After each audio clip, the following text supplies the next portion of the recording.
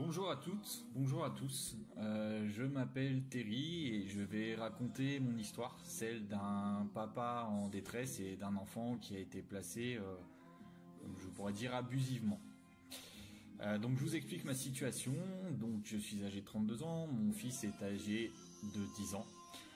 La séparation avec la maman se fait en 2017. Une séparation qui est très compliquée, que la maman n'arrive pas à digérer. Donc là, on commence à avoir un très long combat et un conflit très important depuis. Donc moi, entre-temps, je refais ma vie. À l'heure actuelle, nous sommes en 2022, je suis remarié. Mais depuis 5 ans, c'est l'enfer. C'est-à-dire que dès le départ, la maman ne voulait pas que j'ai mon fils en droit de visite et d'hébergement, sans aucun motif légitime, sans aucune argumentation légitime. Donc un combat très compliqué. Nous nous sommes essentiellement battus jusqu'à maintenant pour des histoires de pension alimentaire, allant jusqu'en cour d'appel pour une histoire de pension alimentaire. Où est l'intérêt du petit ? Donc suite à tout cela et au vu de la dégradation de la situation, que ce soit lors des échanges avec la maman où c'était des crises sur crises, ça devenait vraiment invivable pour le petit, le comportement de mon fils s'est dégradé à l'école. Il est devenu violent, il est devenu insultant. Et était toujours mêlé à cette situation et se retrouvait toujours au milieu. Par rapport à ça, il a été posé des questions à l'école. Moi, j'ai essayé de demander, savoir comment je pouvais faire, comment on pouvait interagir. L'école a décidé de faire ce qu'on appelle une déclaration de situation préoccupante concernant Evan, donc notre fils. Et au vu de la situation, des éléments se sont déclenchés petit à petit et les services sociaux, donc la protection de l'enfance, l'aide sociale à l'enfance, est intervenue dans ce qu'on appellera une AEMO. Donc c'est-à-dire c'est une assistance éducative en milieu ouvert. Donc vous avez un éducateur spécialisé de la protection de l'enfance qui intervient au domicile des parents et qui évalue la situation. À savoir que pendant ce temps-là, moi j'étais toujours mis de côté. J'ai subi ce qu'on appelle une aliénation parentale de la maman, donc de la part de la maman, où j'étais complètement mis de côté pour l'école, pour le suivi scolaire, pour la santé de mon fils. Il arrivait malade à la maison, je ne savais pas ce qu'il avait, je ne savais pas s'il avait un traitement ou autre, rien. Donc conflit toujours présent, aucune communication, et cela depuis la séparation. Donc, je vous disais que l'intervenant de la protection de l'enfance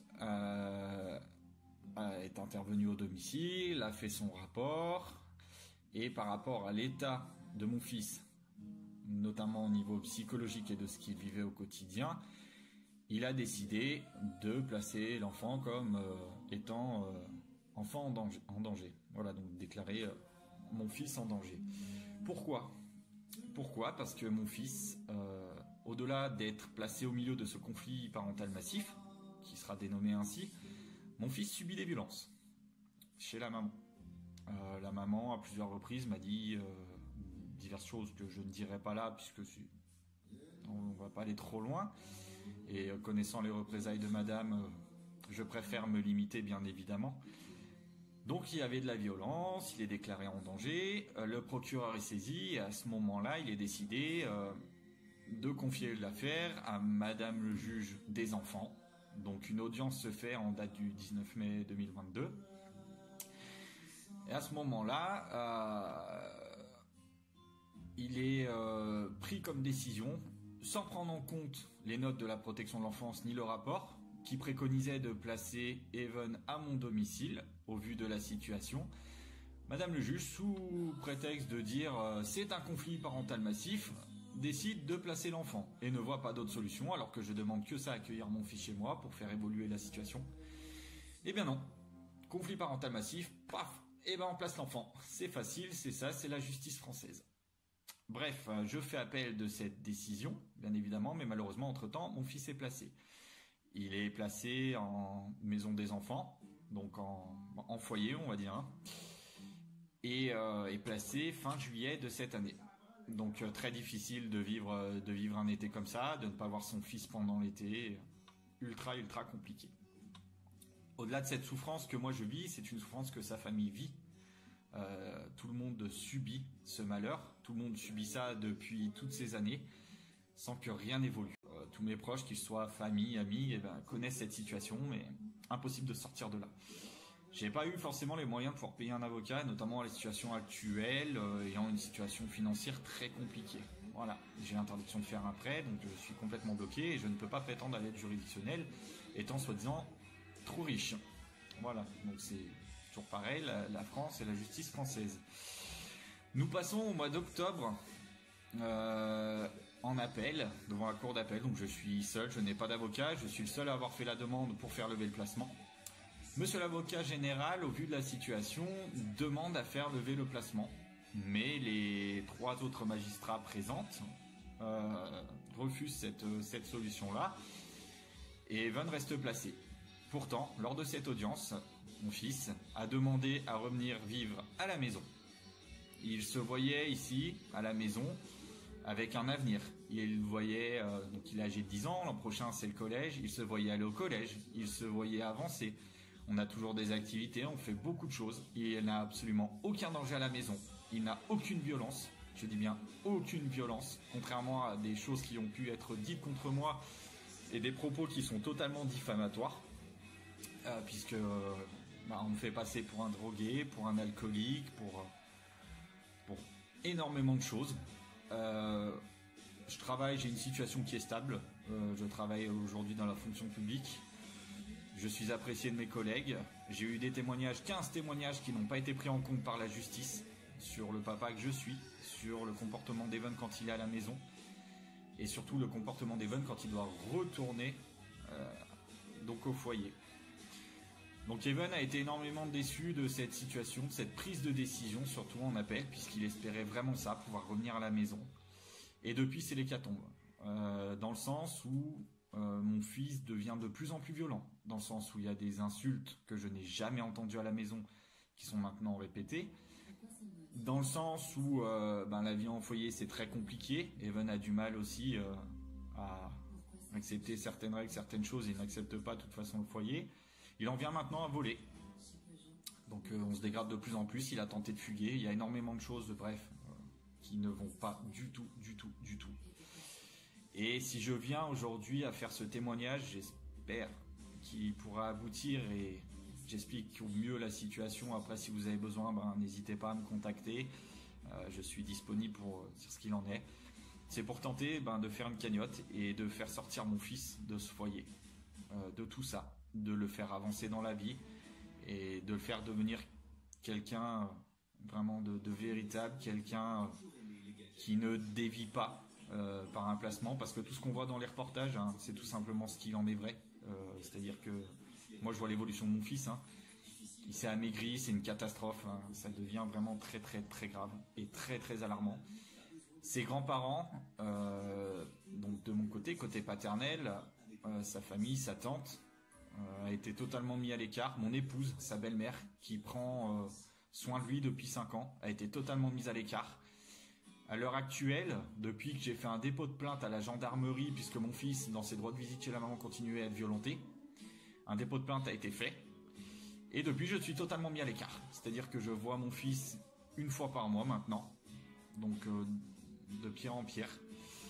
1 fois par mois, et un coup de téléphone, c'est 1 fois ou 2 fois par semaine. Mais c'est très très compliqué. À chaque fois, je retrouve un enfant qui est très bien dans mes bras, qui sourit quand je le vois. Et à la fin de cette visite médiatisée, puisque je suis surveillé pendant 1 heure, tandis qu'on avait réussi à obtenir des droits de visite et d'hébergement, et j'ai un fils qui est complètement démoli, complètement détruit.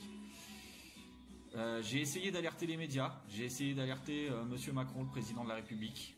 Aucune solution, aucune réponse, rien. On est laissé à l'abandon total.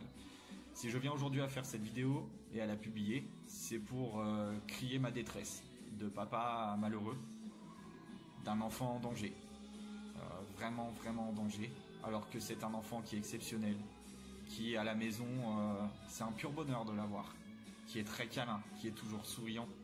J'ai énormément de photos, de choses comme ça avec son sourire que je voudrais voir en permanence sur son visage, mais pour lequel on ne me donne pas l'occasion de tenter ma chance, puisqu'apparemment la justice française aujourd'hui les services de l'enfance, les services sociaux ne font pas confiance au papa. A priori, je représente un danger pour mon papa. Donc c'est pour ça que jusqu'à maintenant, j'ai été tout seul à me défendre. Mais je souhaiterais, j'ai déjà un avocat de prix, de saisie qui peut suivre l'affaire. Et malheureusement, les fonds font que je ne peux pas à l'heure actuelle arriver à pouvoir payer cette procédure. Donc j'en viens à vous et j'ai créé une cagnotte sur Litchi. Donc papa en détresse, enfant placé abusivement, c'est le nom de cette cagnotte. Et je supplie du fond du cœur si on peut avoir des aides, ne serait-ce que quelques euros, hein, je ne demande pas beaucoup. Hein. Il y a des cagnottes des fois qui sont faites pour des choses un peu aléatoires, mais là c'est vraiment pour la détresse d'un enfant et pour sauver un enfant surtout. C'est surtout ça, sauver son côté psychologique, sauver sa vie, parce que moi j'en viens à arriver à dire qu'il faut sauver sa vie. Mon fils, je l'aime plus que tout, je ferai tout ce qu'il faut pour le sortir de là. Je vous remercie de m'avoir écouté et éventuellement je reste à votre disposition et je suis joignable. Merci beaucoup à vous de ce que vous pourrez faire et merci de l'attente que vous avez pris. Je vous remercie vraiment beaucoup. Philippe Séguin, premier président de la Cour des comptes, ministre des Affaires sociales, a affirmé « Si la France ne résout pas les dysfonctionnements de sa protection de l'enfance, si elle veut occulter la barbarie qui prévaut dans de trop nombreux cas et occasionne une véritable maltraitance institutionnelle, ce sont des dizaines de milliers d'enfants qui connaîtront des traumatismes irréversibles et la société devra chèrement payer son renoncement aux valeurs du pays des droits de l'homme. » Pour stopper la pieuvre pédocriminelle composée majoritairement de membres de l'aide sociale en enfance et de magistrats, affirmation garantie 1 milliard de %, il faut premièrement imposer la condition sine qua non qu'aucun enfant ne soit privé de ses parents si ceux-ci au préalable n'ont pas été condamnés pénalement pour des actes mis sur leurs enfants. Deuxièmement, que tous les dossiers soient remis à leurs parents. Troisièmement, que toutes les audiences soient rendues publiques et enregistrées. Pour stopper les crimes contre les enfants, demandons les audits externes de l'aide sociale à l'enfance et de tous les dossiers de magistrats impliqués dans des séquestrations illégales qualifiées de placement. Pour faire cela et le plus grand défilé anti-pédo du monde, inscrivez-vous à criminalix@outlook.fr ou au 06 03 94 76 41. La pieuvre pédo sera ainsi démantelée. Merci à vous.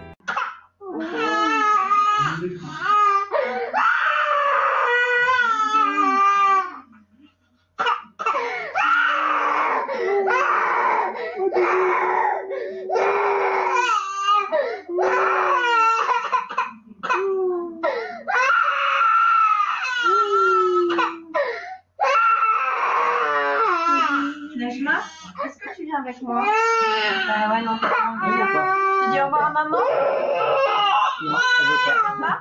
Elle veut pas dire au revoir à maman. Elle veut pas partir avec les gens.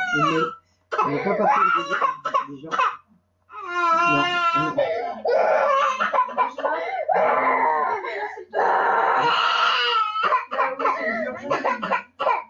C'est dur pour tout le monde. Papa, pour maman.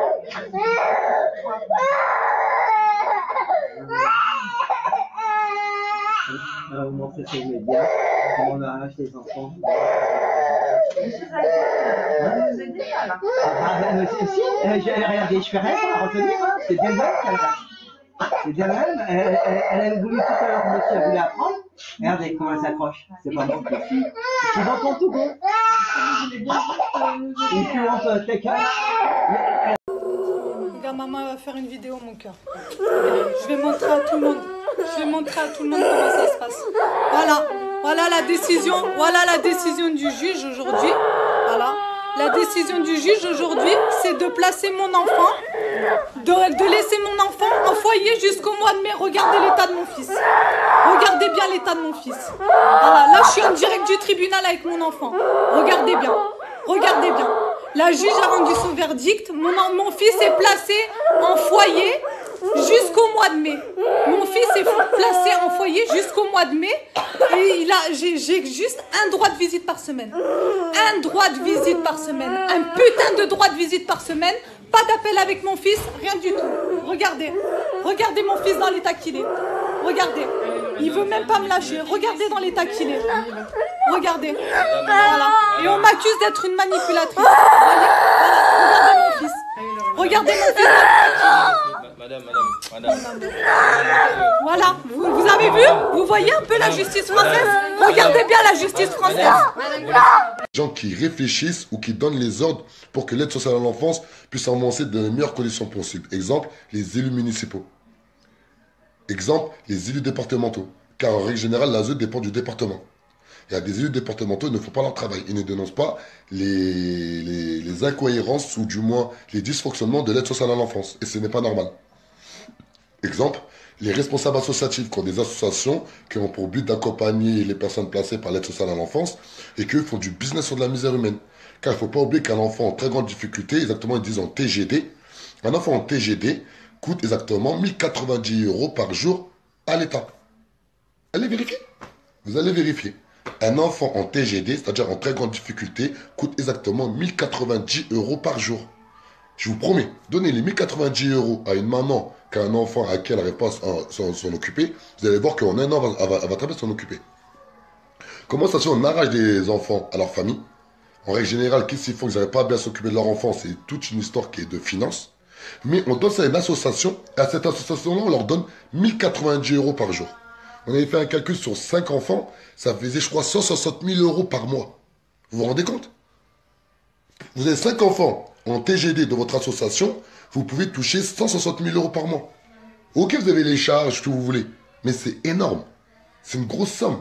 Mais cet argent-là, c'est nous, on la paye avec nos impôts. Bien sûr, je dis vrai, Abdelrahman. Heureusement, je dis vrai. On s'est renseigné. Le monde ne sera pas détruit par ceux qui font le mal, mais par ceux qui les regardent sans rien faire. Albert Einstein. Tous les êtres humains trébuchent un jour sur la vérité. La plupart se relèvent rapidement, secouent leurs vêtements et retournent à leurs préoccupations comme si de rien n'était. Winston Churchill. Ceux qui ne sont pas avec nous, enfants et anti-pédocriminels, sont contre nous. Pour triompher, le mal n'a besoin que de l'inaction des gens de bien. Des enfants sont détruits, violentés, violés et morts de par votre passivité. Vous êtes avec eux ou contre eux?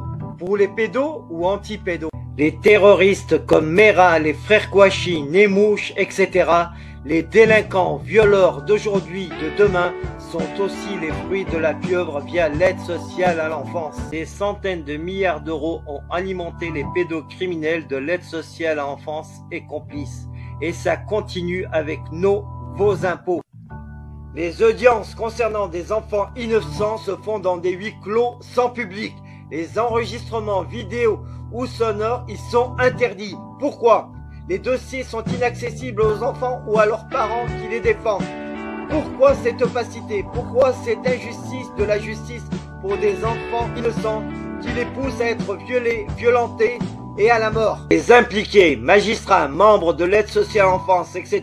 dans les dossiers d'enfants innocents ne veulent pas remplir des attestations sur l'honneur dans l'intérêt des enfants en lesquels ils certifient ne pas transgresser les lois, donc respecter les lois. Pourquoi refusent-ils de confirmer leurs actes? Si la pieuvre agite impunément depuis une quarantaine d'années, cela est dû à l'absence de médiatisation et à la désinformation qui fait que les médias ou politiques qui ont évoqué le sujet parlent de dysfonctionnement de l'aide sociale à l'enfance, soit trouble dans le fonctionnement, ce qui est mensonger. Un dysfonctionnement rénal ou d'appareil est traité et réparé dans les heures, jours qui suivent. Pas laisser 40 années dans le même état. Les services publics sont au service du public. Tous les membres de services publics doivent être responsabilisés personnellement quand ils agissent pour faire sciemment envers les citoyens de France. Soutien à la COPRASP, Commission populaire de répression des abus de services publics, composée de citoyens de France sans lien avec les services publics. Soutenez la SPE, Société protectrice des enfants, sur Facebook et partagez-la, ainsi que la chaîne YouTube CriminalX, résolument anti-pédocriminel.